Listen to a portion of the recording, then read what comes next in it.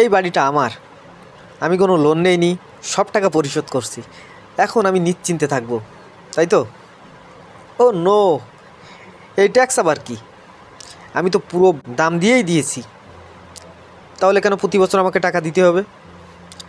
বন্ধুরা, আজকের ভিডিওতে আমরা জানবো প্রপার্টি ট্যাক্স নিয়ে কিছু কথা। এটি কেন দিতে হয়, কিভাবে এর হিসাব হয়, আর কোথায় গেলে আপনি এই ট্যাক্স থেকে মুক্তি পেতে পারেন।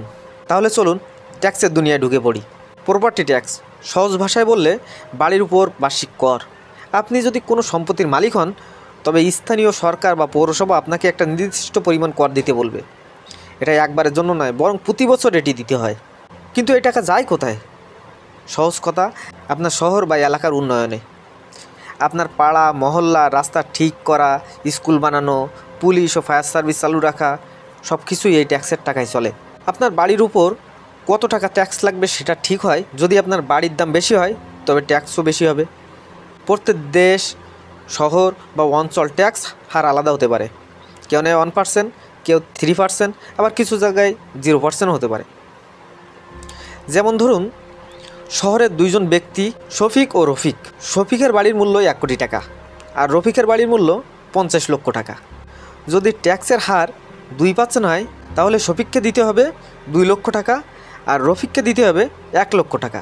এখন দেখুন কোথায় গেলে আপনার কত টাকা প্রপার্টি ট্যাক্স দিতে হয়। আমেরিকার কথা বললে, আমেরিকার প্রপার্টি ট্যাক্স বেশ উঁচু। কিছু কিছু এলাকায় 2 থেকে 3% পর্যন্ত হতে পারে, বিশেষ করে নিউ জার্সি, ইলিনয় ও টেক্সাসে। কানাডার ক্ষেত্রে কিছু শহরে 1 থেকে 2% পর্যন্ত প্রপার্টি ট্যাক্স রয়েছে। ভারতে শহরভেদে ট্যাক্সের পরিমাণ পরিবর্তিত হয়, তবে সাধারণত 0.5% থেকে 2% পর্যন্ত হতে পারে। বাংলাদেশের কথা বললে প্রপার্টি ট্যাক্স ঢাকায় আবাসিক এলাকায় সাধারণত 7% পর্যন্ত হতে পারে, তবে বাণিজ্যিক ভবনগুলোর ভেতরে একটু বেশি।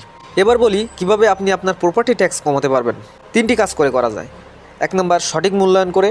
অনেক সময় পৌরসভার বাড়ির দাম বেশি করে হিসাব করে নেয়, তাই আপিল করে কমানো উচিত। 2 নম্বর, ছাড়ের সুযোগ খুঁজুন।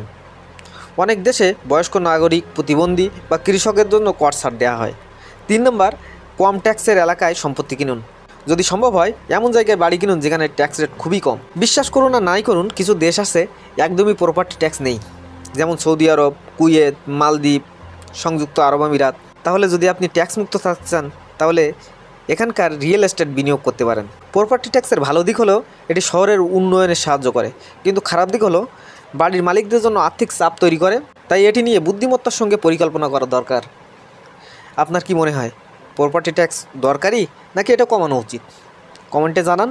আর হ্যাঁ, আমাদের চ্যানেলকে সাবস্ক্রাইব করবেন নতুন আপডেট পেতে। ধন্যবাদ, আবার দেখা হবে।